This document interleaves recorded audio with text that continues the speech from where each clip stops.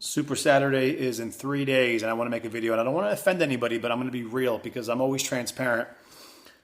Let's see here. We get a lot of excuses in the business, and 1% of those excuses I can say, okay, 1%, that's it. And the reason why I can only accept 1% is because a lot of the excuses I get from people are people who are not making the money they want to make in this business.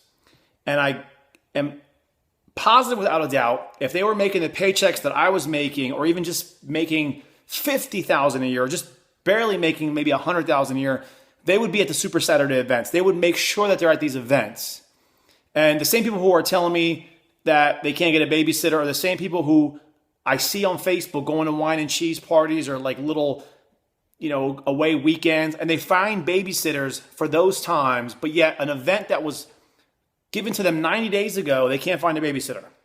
Or someone who tells me they can't leave their job, they got to show up at their job, but yet I guarantee you there's been plenty of times where they ran to Best Buy to get the best PlayStation game that was on sale that day, or a date they had for lunch, or they found some way to leave their job at some point in the year for something less important. And it just really shows me that people are not willing to sacrifice. And I'm going to talk to you guys about sacrifice. You guys have no idea what I sacrificed. My mother owns a very successful business.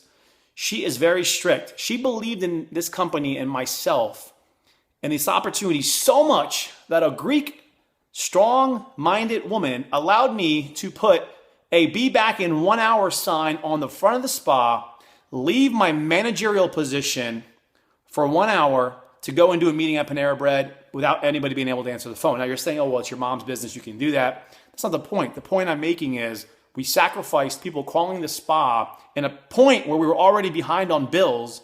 We sacrificed having nobody to answer the door because we knew that we were going to make a lot of money in this business, okay?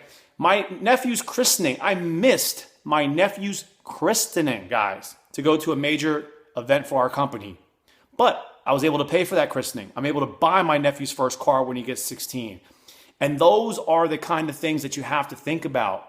Oh, my son has a baseball game, or I got to coach this, or I got to do this. And everything that I sacrificed at the time is not even important right now. The future's here. The present time is here.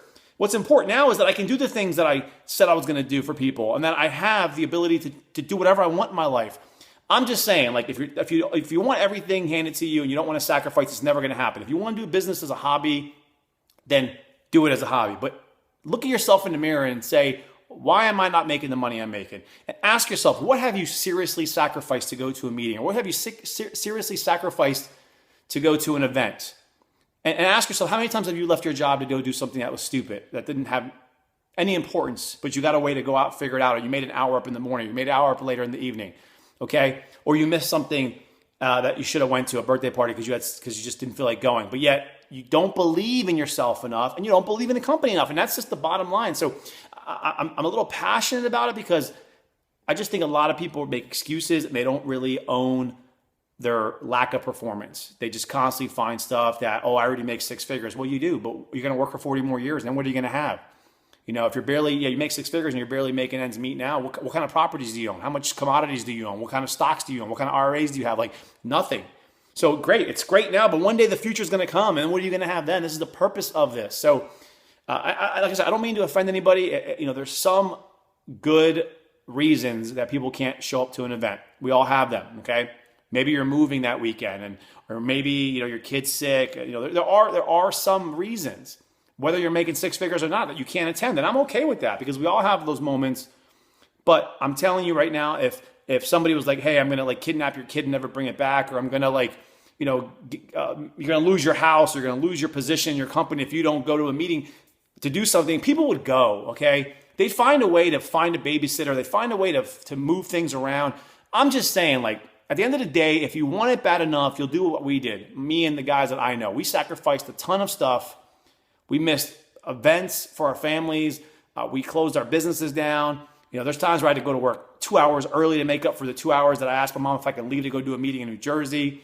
It was a sacrifice, and that's the only way you'll ever get to the top, and that's it. There's no other way. You have to be sacrificing things in your life. You got to make your life tougher to make it better. Just being honest, guys.